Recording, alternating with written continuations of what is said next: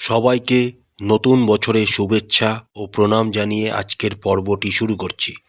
মকর রাশি ও মকর লগ্নের জাতক জাতিকাদের আগামী জানুয়ারি মাসটি ঠিক কেমন কাটতে চলেছে সেই সম্পর্কে আমরা এই ভিডিওটিতে বিস্তারিত আলোচনা করতে চলেছি।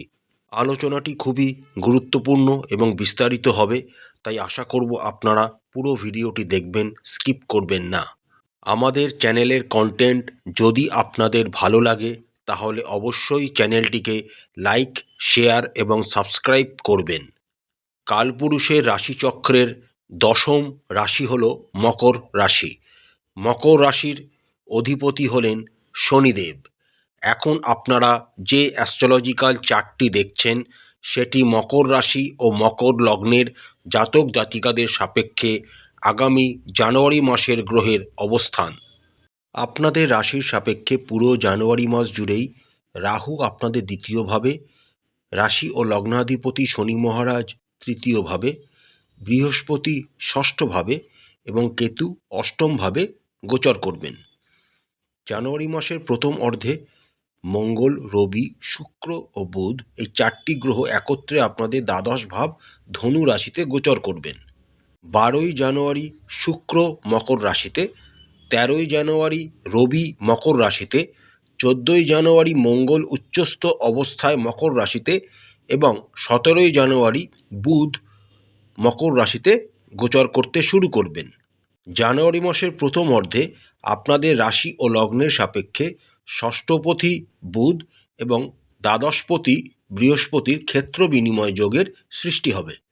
এবার আমরা জেনে নিই আগামী জানুয়ারি মাসটি মকর রাশি ও মকর লগ্নের জাতক জাতিকাদের কেমন কাটতে চলেছে। আপনাদের রাশির সাপেক্ষে দশম ভাবের অধিপতি হলেন শুক্র।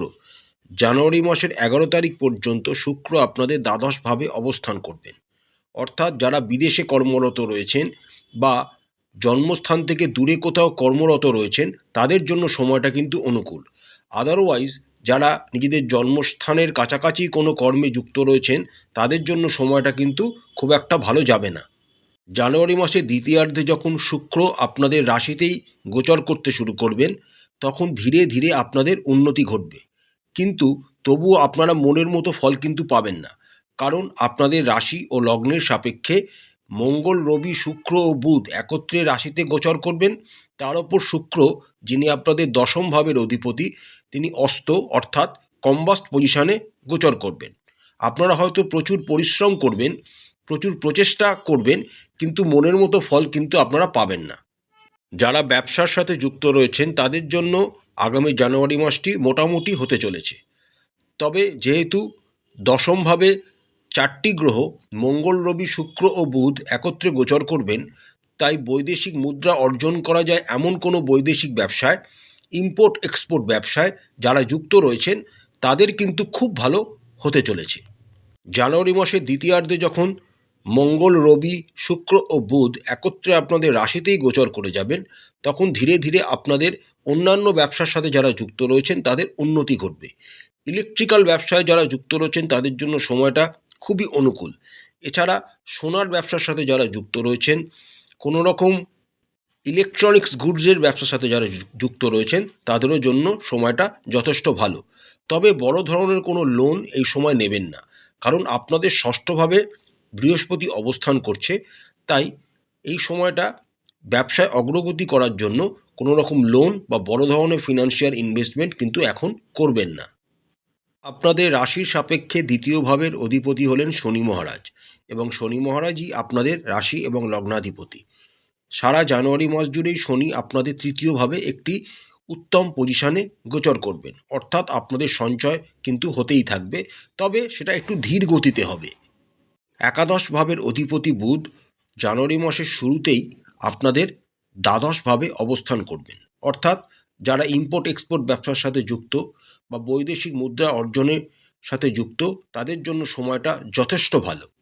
এরপর বুধ যখন আপনাদের রাশিতে গোচর করে যাবেন এবং তার সাথে উচ্চস্থ মঙ্গল, রবি ও শুক্রও অবস্থান করবেন, তখন থেকে আপনাদের অর্থনৈতিক অবস্থাটা ধীরে ধীরে বৃদ্ধি পেতে শুরু করবে।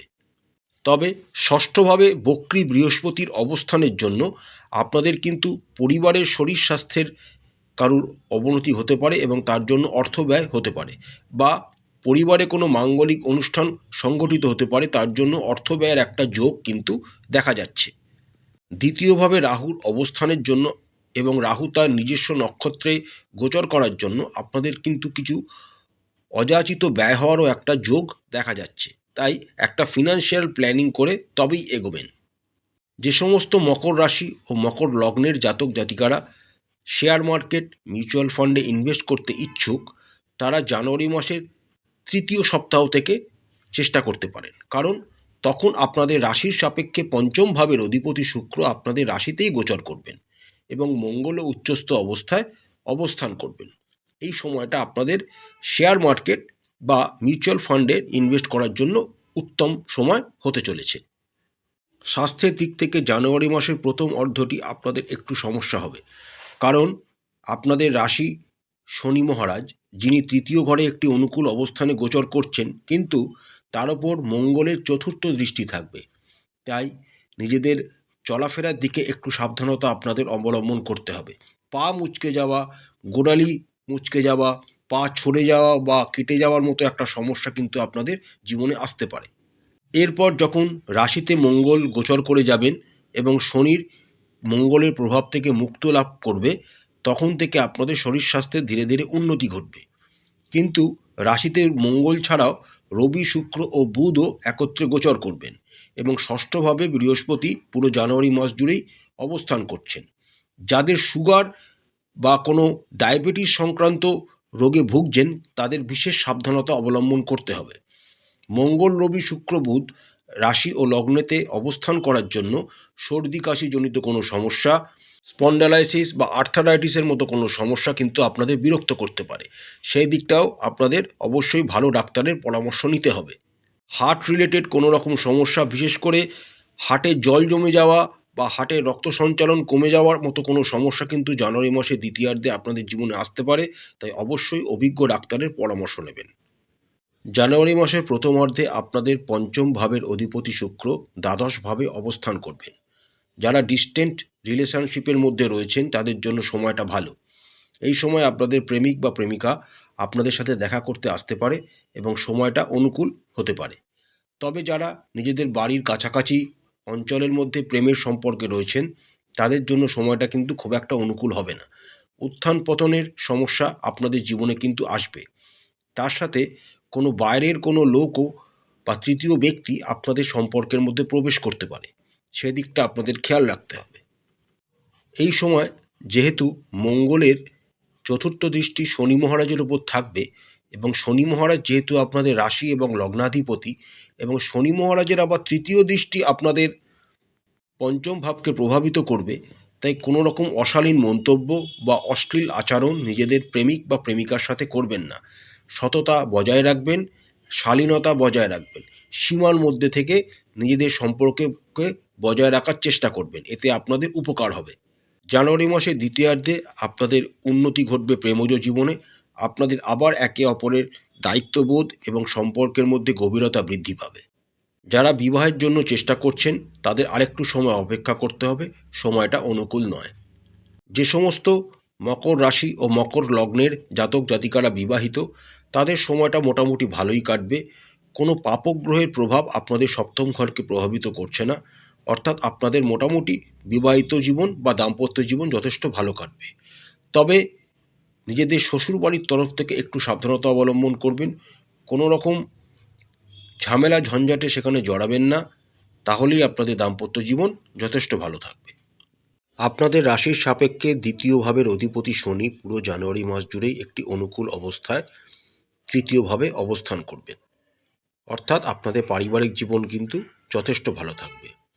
কিন্তু চতুর্থ ভাবের অধিপতি মঙ্গল যেহেতু জানুয়ারি মাসের প্রথমার্ধে আপনাদের দ্বাদশভাবে অবস্থান করছেন, তাই পরিবারের লোকজনদের মধ্যে একটু ডিস্টেন্স বা একটু অ্যাটাচমেন্ট আপনারা ফলো করতে পারেন। অর্থাৎ একসাথে রয়েছেন আপনারা, কিন্তু অনেক দূরে, মানে মন মানসিকতার কিন্তু মিল সবসময় থাকবে না। এই দিকটা আপনাদের খেয়াল রাখতে হবে।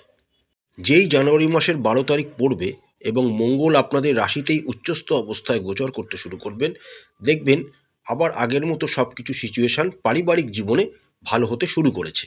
দ্বিতীয়ভাবে রাহুর উপস্থিতির জন্য মাঝে মাঝে কিছু খামখেয়ালিপনা পরিবারের লোকজনদের মধ্যে আসতে পারে, কিছু টুকটাক বাদ বিবাদ হতে পারে।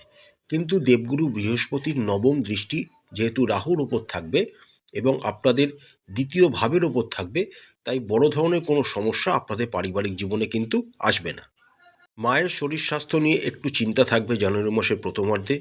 যদি তার স্পন্ডালাইসিস বা আর্থারাইটিসের মতো কোনো সমস্যা থাকে বা ব্লাডজনিত কোনো রকম সমস্যা থাকে, তাহলে অবশ্যই তার খেয়াল রাখবেন।